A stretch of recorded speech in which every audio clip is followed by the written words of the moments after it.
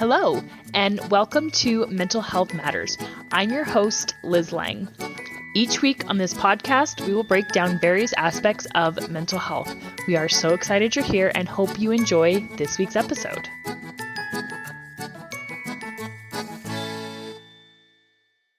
Hey guys, Liz Lang here with Jeremiah and Selina Woodruff from Core Connection. And this week we are going to get into who you are is enough. But first, our parenting moment, which I have because it ties in really well with what we discussed last week about not putting your own expectations, or I guess your own hopes and desires for your teens' involvement in sports, because that can create self-confidence difficulties if the example that Jeremiah gave is, oh, you finally got that football player, but they just hate football.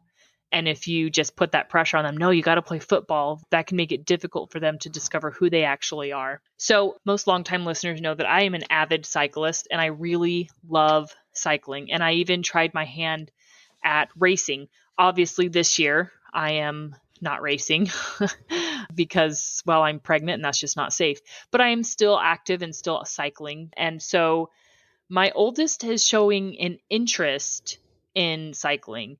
Now, she has made it very clear to us that she does not have a competitive bone in her body, nor is she interested in competing, which is okay with us. But I still want her to try new things and try new experiences. So I signed her and our other daughter up for a free race clinic. And it's just an introduction to racing. It's nothing competitive. It's just basically they're teaching you kind of the basics of racing, introductory tactics, that kind of a thing. And it's geared towards young riders. Well, part of that, signing up for this free race clinic, you get a free entry into a juniors crit race. So a criterium is basically you're doing laps, and whoever finishes first at the last lap or has the shortest amount of time wins. And so I went to her and I said, hey, what do you think of trying this? She's like, well, I don't know. And I said, okay, let's just try it one time. And if you absolutely hate it, you don't ever have to do it again. I just want you to try something new, something different. And she seems on board with it. And so I am perfectly willing to admit to myself that I hope she completely falls in love with it and wants to be really into cycling. But I'm also wanting to be very, very careful that I don't put that pressure on her to get really into cycling because I'm so into cycling. It's enough for me that she enjoys riding her bike and that she enjoys being active. That's all I really care about because she's taking care of her body, right? But, I think it is good to expose our teens to new things and expose kids in general to new things, have them try out new things and be open to the idea that they just don't like it. It's just not for them. So that's my parenting moment is I'm going to have to rein myself in and not show any disappointment if she does this race and she's like, Mom, I hated it. It was terrible. And I never want to do it again. I have to be okay with that. So that is what I'm going to work on over the next couple of weeks. I love it. Good luck. Yeah, that's going to be tough. And I think you're right on track. The encouragement to try new things, to experience other things in the world, and even things that you're interested in is great. That certainly, I hope our listeners don't feel like that would be something that is pressuring your child, but where we're careful, just like you're doing, exactly like you're doing, Liz, is to not put pressure on them to do things that they're really just not interested in doing because we like it or because we want them to be that person.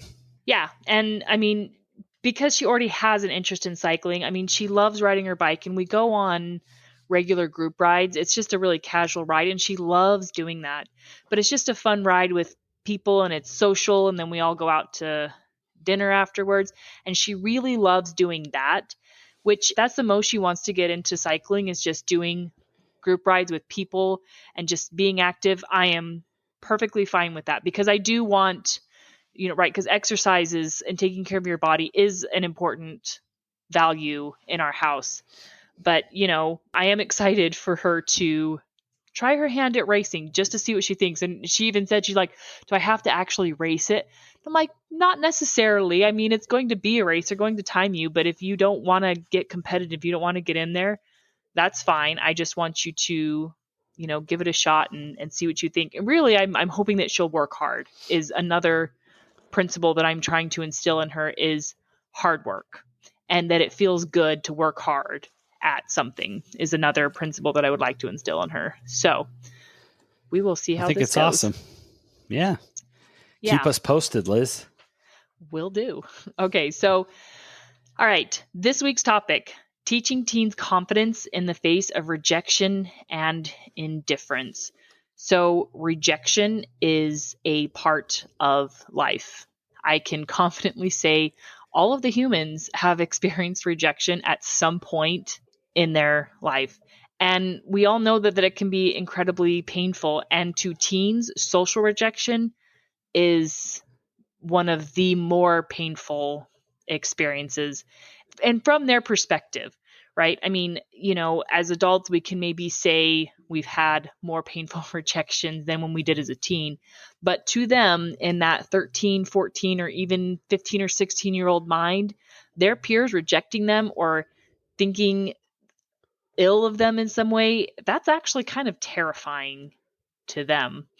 So they have a developmental need for acceptance, right, from their peers. And it's just a very normal thing for them to go through. And so our goal is to explore how we can help them when rejection inevitably does happen, because it is likely to happen in some way, shape, or form during those adolescent years, and how we can help them navigate that. So what are your guys' thoughts on teen rejection?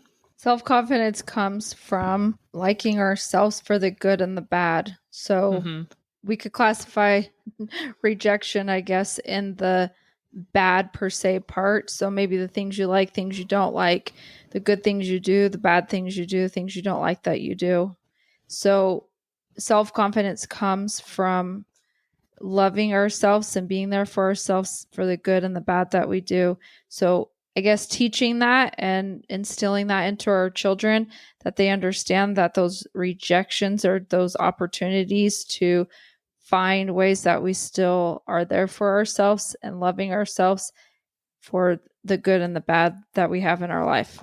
Yeah, it also ties in well with what we said last week of, in those instances, telling yourself, I'm not for everyone, and that's okay.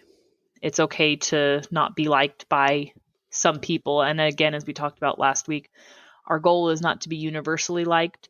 Our goal is to like ourselves and to be comfortable with who we are as an individual, and to be comfortable with our values, and to know that when it comes down to it, when we're under pressure, we stay true to our values. So I had a really good experience with this in high school, and it was my freshman or sophomore year of high school. There was a girl who, she was a couple of years older than me. She's either a junior or senior, and we had a new teacher who started teaching that year. So yes, it was my freshman year. And all the girls were like, he was a younger guy, and all the girls were like, oh, this teacher is so cute, which I thought was really weird, because in my mind, teachers can't be cute. They're teachers. But a lot of, particularly some of the juniors and seniors, they're like, oh, he's close to my age. And she started telling me some really concerning things that were happening. Him making inappropriate comments, putting his hand on her, and social media, and all these things that I'm like, I am not okay with this. Like, this sounds potentially really dangerous. And so I went to an adult I trusted, who, he was someone that I knew from church, but he would often fill in the math class that I was in with this teacher. So I went to him and I said, this is what I'm being told, and there's this other student that's being dragged into it, and I just need to let an adult know. Obviously, the next day I get called into the principal's office, and there's this whole big investigation, right? Because fun. It's this, yeah, it's a serious accusation. It is. And I have to make, like, because the police had to get involved, or like I had to write out a statement and sign it. I don't know how this student saw my signed statement, but she somehow did, which turned out to be very unfortunate for me, because it turns out she made the whole thing up. She made everything up and told the entire school I made everything up, that I had fabricated this story about her and another student. I had people threatening to want to beat me up. And I'm like, this wasn't my fault. But I had my brother was mad at me. People were like, why can't you just keep your mouth shut? Why did you have to get involved? And it was a really terrible experience. And I got labeled a narc. I got labeled a tattletale. And it was just this awful experience for me. But even in that moment, I was able to say I did the right thing. Even though I faced social ostracization by several of my peers, I could look in the mirror and say what I did was right, because my friend's safety was more important than being socially liked. And there was obviously some ramifications for her. The teacher, to be clear, did not get in trouble because he had done absolutely nothing wrong. This was entirely a story that the student had fabricated. I don't know why she did. I think she was she had some other issues and was attention seeking, but it's just a good example of how painful the high school experience can be. And so that's what we're trying to instill in our kids and help them see and understand what self-confidence is and what liking yourself is and being true to yourself is. Well, and understanding that principle, that's part of life, like you'd mentioned, it's just for all of us, we all experience that at different times in our life. And that rejection isn't what defines our worth. We have an infinite value and worth that's given to us. And so that rejection isn't what's going to determine our worth, but that worth comes from our own thoughts and beliefs and ideas about ourselves. Yeah, I think helping children understand that rejection is going to be a part of life. It's going to be a normal thing. We're going to experience it is going to be the key to teaching here. If we've built the self-confidence and especially with things we've talked about the last couple of episodes, if we've done those things and the confidence is there, the rejection becomes less profound for the child. Still will have an impact. Nobody likes rejection. It sucks. If we look at dating and building friendships and relationships for teens, there's a lot of vulnerability that happens there, and there's a lot of risk. And with that risk comes reward, right? The risk is that we could get hurt if we approach somebody because we want to date them or we're interested in them, or if we want to try and build a friendship, we could get rejected. And that is painful and hurtful. And at the same time, there's also a reward there, right? If we take a chance and maybe ask somebody out on a date or try and strike up a new friendship with somebody, we might develop something that could be pretty significant in our lives. So it's high risk, high reward situations, which will almost always include a potential of rejection. And so it's hard for kids and it's hard for them to experience that. And building that self-confidence, building that inner voice within themselves that we're probably going to talk a little bit more about later today, but that's going to be the key to managing that rejection that is going to happen for our children. Yeah, and to be clear, even as an adult, that still happens, right? I mean, even adults still face rejection. Maybe you try to be friends with somebody or you try to get to know somebody and they're just kind of like, no, right? They just kind of give you the cold shoulder. And I've experienced that even in my adult life, but it hasn't destroyed my confidence because I understand and in part because as an adult, I have the capacity to understand teens. It's just harder for them from a developmental standpoint because their frontal cortex, which is the decision-making part of their brain, is still under construction. It is, even though their body may be physically fully grown, their brain is not fully developed. And so that's another reason why rejection is so hard for them, because they view it as a genuine threat, or they can view it as an attack on themselves. But now as an adult, I understand, okay, this person maybe they were just having an off day, or I'm just not their type of personality, and that's okay. I'm comfortable with that. I know where I do fit in and, where I can be successful socially. And so those are great things to share with your teens, great experiences to share and say, I faced this too, even as an adult, and it can be painful, but I promise you, eventually, as I said, I believe last week, everybody finds their weird, right? You're eventually going to find somebody who you jive with and who you fit in with well, and it's going to feel really good to find that someone who accepts you for who you are, and someone that you don't feel like you're going to have to change or adapt to be friends with and to be close to. Yeah, and I appreciate that you brought up the developmental piece of it with the brain and what's happening for teenagers there, because for them, that rejection literally can put them into that fight or flight freeze type mode, like, hey, my life's in danger because I just got kicked out of my social group or whatever. And so now I'm all alone socially, and it's quite challenging for them. And so as parents, understanding that will help us to have compassion and be able to work with them from that perspective, instead of trying to minimize the rejection that they're experiencing. Because that tends to be our habit, right? Mm-hmm. Like, oh yeah, of course you got dumped. Like everybody, I got dumped 100 times when I was in school or whatever. That's kind of a crazy number, I know, but you know, wow. I know I didn't really get dumped 100 times, but I think the point here is that, like, if we minimize it that doesn't help move out of that fight, flight, freeze response that the child is experiencing. In fact, it might reinforce it. Mom and dad don't understand. It's going to hurt the connection between child and parent. And so getting to the point of some empathy and trying to understand what they're experiencing and acknowledging that, man, that really sucks that, you built up the courage to, approach this new friend that you want to develop this relationship with, or man, that's pretty tough that you didn't make the softball team, or man, I'm really sorry that, the basketball team didn't want you on the team. Those are all pieces of rejection that could be so difficult, especially in those adolescent years. And so being able to kind of get on their level with them and understand what's happening for them will help increase the connection and give you opportunity as a parent to help them realize that their worth doesn't come from, being put on the sports team, or because you have the girlfriend or the boyfriend, or you have the biggest friend group, or things like that it comes within, and it comes from that relationship and confidence you have in yourself and your capacity as a human being. And your ability to bounce back as well, and helping teens recognize this is going to hurt and that's okay.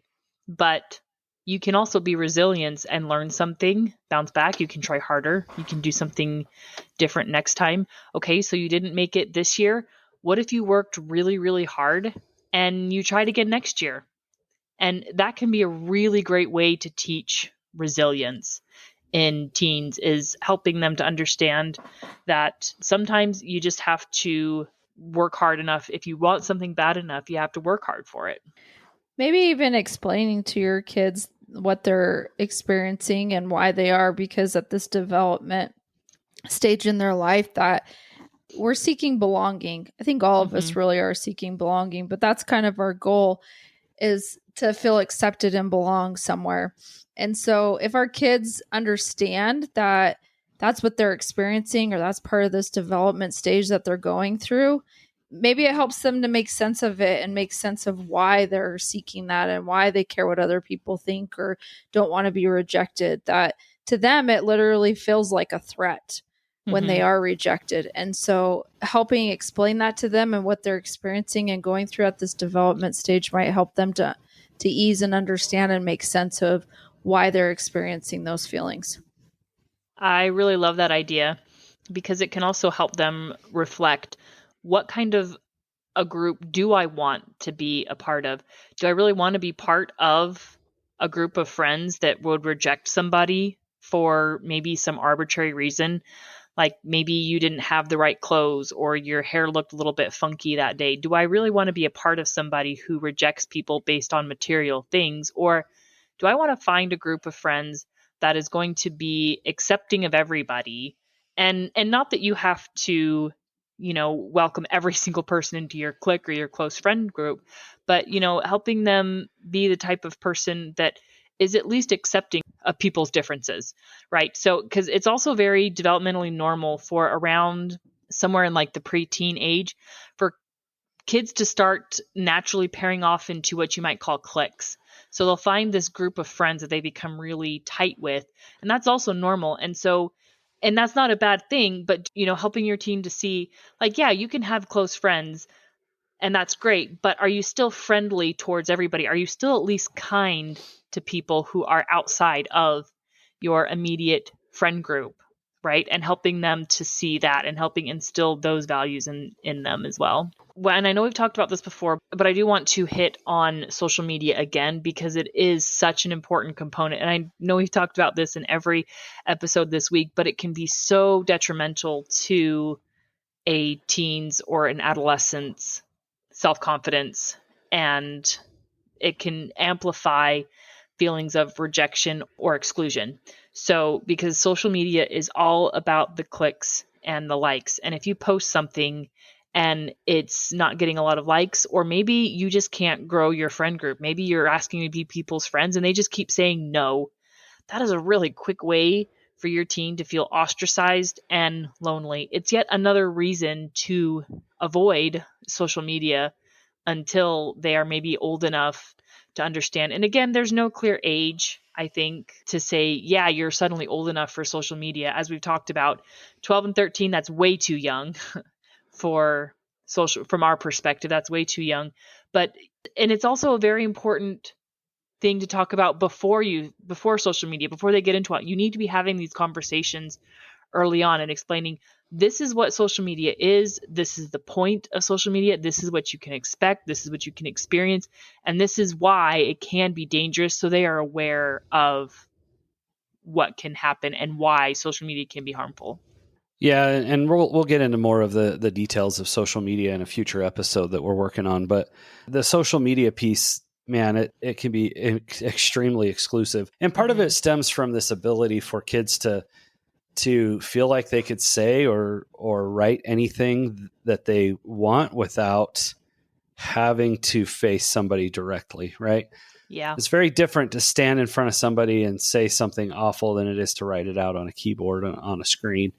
And so social media can just be quite disastrous for self-confidence. And that's not to mention all of the other things that go along with it. You know, you might have a young girl who is extremely talented in utilizing social media to appear to be something more than she is, right? Maybe she's got, thousands of followers on Instagram or whatever, and gets all kinds of likes and comments, and everybody's talking very highly of her, when in real life, she might struggle more to make friends because maybe she just doesn't have the same skill set in a real life setting that she does digitally. And so you start to compare yourself to this individual, this girl that's super successful with social media, yet you've got a stronger, larger friend group in real life than on your online presence. And so it's just an unequal comparison that isn't healthy. And I know we've talked about that before, right? We have the typical conversation of the picture that's posted on Instagram of the perfect cake, but when you zoom out, you see the mess of the home and the mom and the kids that are not dressed, and it's just a complete disaster, but that cake looked perfect. And so we often say with social media, we compare our very worst to somebody else's very best. Not a healthy comparison, which will definitely make it challenging for you to feel like who you are is enough, because you feel like you need to be something more. When in reality, what you see of people in a social media setting is not typically an accurate depiction of who they are. I think that comes from where you're putting your value. So are you putting your value on other people and their opinion and their likes and their comments? Or are you putting the value on who you believe and know that you are? Right. And maybe even having that conversation of your kid is with your kiddo, what do you want from social media when the time comes? Like, what is your goal with social media, or what are you hoping to gain? Are you hoping to connect with people, right? Because it can be a great way to stay somewhat connected to distant relatives, right? I mean, my parents love it when I post pictures of my kids on social media. They absolutely love that. And it's a really great way for them to see videos of events that they can't be at in person. So, talking to your kids, what are you looking for? Are you looking to maybe meet new people or explore new hobbies in a safe way? Those are the kinds of conversations that you can have. Another problem with social media is it gives kids a false sense of connection because when you meet with someone or when you're talking with someone online, it feels like you can develop a connection, but that connection is not tangible because it's not real in the physical world. It is completely different to have a conversation with somebody on social media and then having a conversation with someone in the real world. And if you already have a strong connection with somebody, I'm not saying that, you can't still have a really good, nice, healthy conversation with someone on Facebook, right? Especially if they are hundreds of miles away, but it's still not the same as an in-person connection. And kids and teens, they also need to understand that, because if all they can do is form connections online with people, they're going to really struggle to form them in person.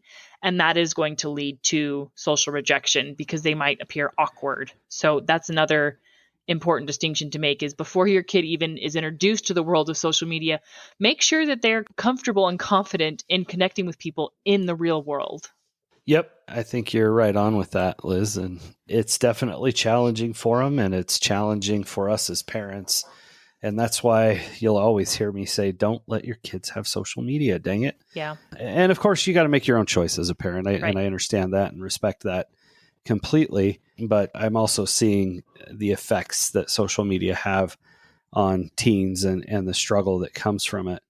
And I think, not only the struggle from social media, but we change gears just a little bit here and look at how our parenting can reinforce unintentionally. We can reinforce external validation needs, meaning if we're always focusing on like, man, you're the best player on the team, or you're the most popular, you have all the friends. Now what happens when that child has somebody else walk onto the team that's better, that's practiced more and does better? Now all of a sudden their worth is diminished because we've put such a focus on being the best player on the team, or being the most popular person, or the most pretty, or the best looking dude, or whatever that might be, whatever the achievement is, the greatest chess player, or anything in that realm, right? Rather than focusing on, man, you're working hard and it's paying off because, you were able to score a home run in baseball this week, and that's awesome.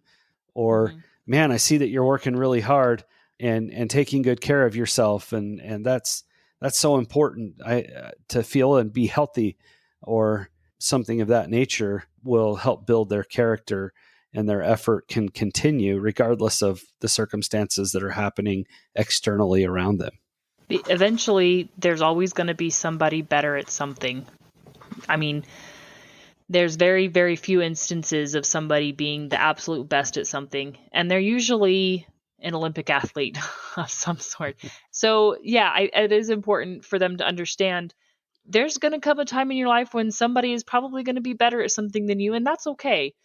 Focus on how hard you worked, or maybe even, what can I learn from this person? How can I work with this person?